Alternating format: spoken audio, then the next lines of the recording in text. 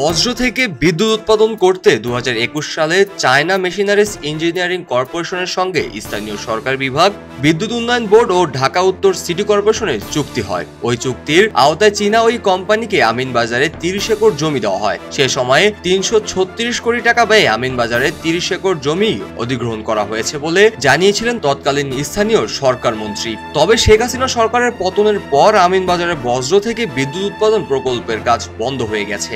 2023 সালের 10 September Aminbazar landfill বর্জ্য পুড়িয়ে বিদ্যুৎ তৈরির কেন্দ্র নির্মাণে প্রাথমিক কাজ শুরু হয়। এই প্ল্যান্ট থেকে দৈনিক 42.5 মেগাওয়াট বিদ্যুৎ উৎপাদন ও 2025 সালের অক্টোবরের এই প্ল্যান্টে বিদ্যুৎ জাতীয় গ্রেডে যুক্ত হবে বলে সে সময় জানানো হয়েছিল। আমিনবাজারের বজ্র থেকে বিদ্যুৎ উৎপাদন প্রকল্পে গিয়ে দেখা যায় প্রকল্প 30 একর জায়গা উত্তর পাশের সিটি কর্পোরেশনের ময়লার স্তূপ রয়েছে। প্রতিনিয়ত ময়লার গাড়ি এসে সেখানে ময়লা ফেলছে। প্রকল্পের বিষয়ে কঠোর গোপনীয়তা রক্ষা করাও হয়েছে। গণমাধ্যম ও সাধারণ মানুষের সেখানে প্রবেশও নিষেধ রয়েছে। আরো দেখা যায় যে জায়গাটিতে ল্যান্ডফিল হয়েছিল সেটি 30 ফিট নিচু ছিল। এখন 30 একর জমি ল্যান্ডফিল করতে 30 ফিট নিচু জমিকে ভরাট করা হয়েছে। প্রকল্পের নিরাপত্তা দায়িত্বে থাকা সঞ্জিত চন্দ্র খবরের কাগজকে বলেন, আমি কাজ করি 17 আগস্ট থেকে 2024। আসলে সরকার পরিবর্তনের সাথে সাথে এই প্রজেক্ট বন্ধ হয়ে গেছে। এখন কি কারণে আসলে মিডিয়া ঢুকতে দেয় না সেটা আমি জানি না। এখন আপাতত কাজ বন্ধ। 5 আগস্টের পর প্রকল্পের কাজ এখনো বন্ধ রয়েছে। এই প্রকল্পের তত্ত্বাবধান রয়েছে ঢাকা উত্তর সিটি কর্পোরেশন। তারা চায়না মেশিনারিজ ইঞ্জিনিয়ারিং কর্পোরেশনের সঙ্গে মিলে কাজ করছে।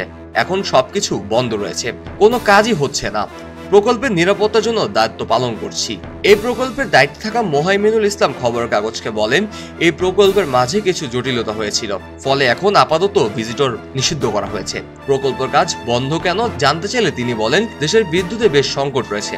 বিদ্যুৎ ঘাটতির কথা মাথায় রেখে এটি করা হয়েছে। বেশ কিছু সমস্যার কারণে এই মুহূর্তে এই প্রকল্প সম্পর্কে জানতে চাই না। কিছু কাজ গুছিয়ে উঠতে সময় লাগছে। কাজগুলো শেষ হলেই প্রকল্পের তথ্য পাবেন। আমরা জানতে চাই প্রকল্পের বিষয়ে ঢাকা উত্তর সিটি কর্পোরেশনের প্রধান নির্বাহী কর্মকর্তা মোহাম্মদ মাসুদ আলম সিদ্দিক খবরের কাগজকে জানান, প্রকল্পের জায়গা আরো বাড়াতে হবে। কাজটা বন্ধ না, কাজটা চলমান। আমাদের যে এখন জমি অধিগ্রহণের বিষয়টা আমরা অর্ধেক সম্পন্ন করেছি, আরো অর্ধেক বাকি আছে। এই কাজটার জন্য মিলে হচ্ছে আর হলো চাইনিজ কোম্পানি তাদের যে ইনফ্রাস্ট্রাকচার বানানো সেটা তারা করতেছে, কিন্তু এটা এখনো উদ্বোধন ওইভাবে হয়নি আর কি। উদ্বোধনের পর্যায়ে আমরা নিয়ে গেছি, আমরা 30 একর জায়গা ওদের দিয়েছি, আরো 50 একর জায়গা দিব, সেটা প্রক্রিয়া ছিল।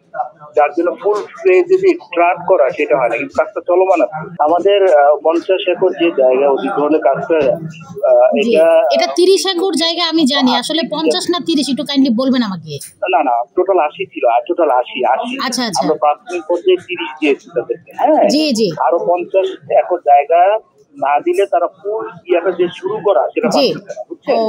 এই 50 একরে অধিগ্রহণটা প্রক্রিয়াধীন আছে, এটাও কার্যক্রম চলছে। আর যেহেতু ওই যে মাঝখানে ব্রেক হচ্ছে, এই অধিগ্রহণটাও ব্রেক হয়ে গেছিল, তো সেটা কমপ্লিট হয়ে গেলে আমরা এটা উদ্বোধন করতে পারবো, মানে চুক্তিপত্র স্থাপন হবে।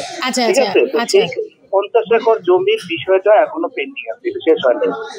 2008, 2011, 2013 সালের বরাবর চেষ্টা করা হলেও বজ্র থেকে বিদ্যুৎ উৎপাদন কাজ ব্যর্থ হয়। কিন্তু চীন সরকার ও বাংলাদেশ সরকারের সমন্বয়ে ডিএনসিসির এই প্রকল্প কবে নাগাদ শেষ হবে তা নিশ্চিত করে বলতে পারছে না দায়িত্বশীলরা।